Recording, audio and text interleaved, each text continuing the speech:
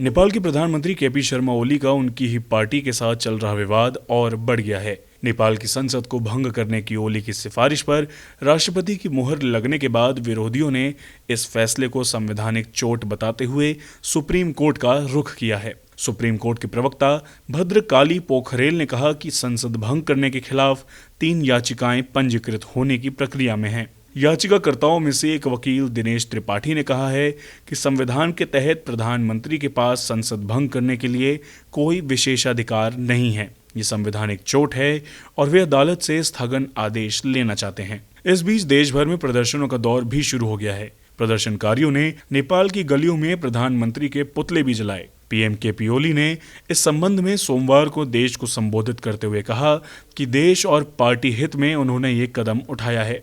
वहीं Nepal communist party यानी NCP के सह अध्यक्ष पुष्पकमल दहल प्रचंड और माधव कुमार नेपाल पर निशाना साधते हुए उन्होंने कहा कि पार्टी के भीतर अंदरूनी संघर्ष ने संसद को शर्मिंदा किया है। वहीं प्रचंड ने बयान जारी कर ओली के इस फैसले को असंवैधानिक, अलोकतांत्रिक, निरंकुश और पीछे ले जाने वाला बताया है। दरअसल पार्टी उस अध्यादेश को वापस लेने की मांग कर रही है जो प्रतिनिधि सभा के अध्यक्ष और विपक्षी नेताओं की सहमति के बिना संवैधानिक संस्थाओं में नियुक्ति का प्रधानमंत्री को अधिकार देता है। इस मसले को लेकर पार्टी के भीतर खूब विवाद भी हुआ, जिसे हालिया राजनीतिक घटनाक्रम के पीछे ही मुख्य वजह बताया जा रहा है। राजनीतिक गलियारों में चर्चा है कि इस पूरे विवाद की जड़ में नेपाल कम्युनिस्ट पार्टी की बढ़ती अंतर्कलह है। Communist party of Nepal UML और कम्युनिस्ट पार्टी ऑफ नेपाल माओवादी का 2018 में विलय हुआ था। केपी ओली को अध्यक्ष और संसदीय दल का नेता चुना गया और वे देश के प्रधानमंत्री बने। ओली यूएमएल घटक के थे, वहीं कभी गुरिल्ला युद्ध छेड़ने वाली माओवादी पार्टी के नेता रहे पुष्पकमल दहल प्रचंड एकीकृत पार्टी के सह अध्यक्ष बने। चर्चा है कि दोनों पार्टियों के विलय के दौरान एक गुप्त समझौता हुआ था। इसके तहत ओली और प्रचंड को 2.5 साल तक प्रधानमंत्री बने रहना था, लेकिन ऐसा हो नहीं सका। पिछले साल नवंबर में पार्टी के बीच सहमति बनी कि केपी ओली पूरे कार्यकाल के लिए प्रधानमंत्री बने रहेंगे और प्रचंड पार्टी के सह अध्यक्ष बने रहेंगे।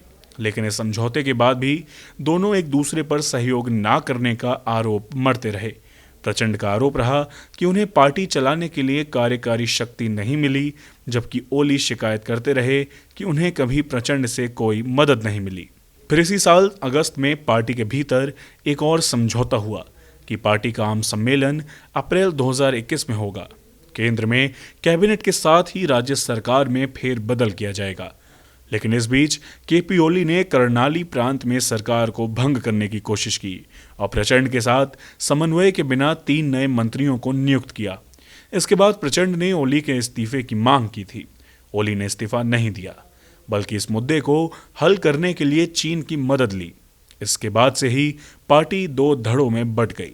पार्टी के आंतरिक मामले में चीनी हस्तक्षेप के बाद दोनों एक समझौते पर पहुंचे थे कि अब सभी विवादों को पार्टी कांग्रेस के माध्यम से हल किया जाएगा। लेकिन दोनों गुटों में दरार काफी बढ़ गई। रविवार को प्रधानमंत्री ओली के खिलाफ संसद में अविश्वास प्रस्ताव पेश करने की तैयारी चल रही थी और तभी पीएम ने संसद को भंग कर दिया। फिलहाल पार्टी में प्रचंड गुट की स्थिति काफी मजबूत है। ऐसे में अब कयास लगना शुरू हो गए हैं कि पार्टी में विभाजन होना वर्तमान परिस्थितियों को देखते हुए निश्चित है। चूंकि पीएम केपी ओली के खिलाफ विरोध के स्वर बुलंद हो गए हैं, ऐसे में केपी ओली के कुछ वफादार भी उनका साथ छोड़कर प्रचंड के खेमे में जा सकते हैं। नेपाल में चुनावों की घोषणा भी हो चुकी है। ऐसे में पीएम केपी ओली की मुश्किलें बढ़ती नजर आ रही हैं। अंकुश चौबे की रिपोर्ट, गो न्यूज।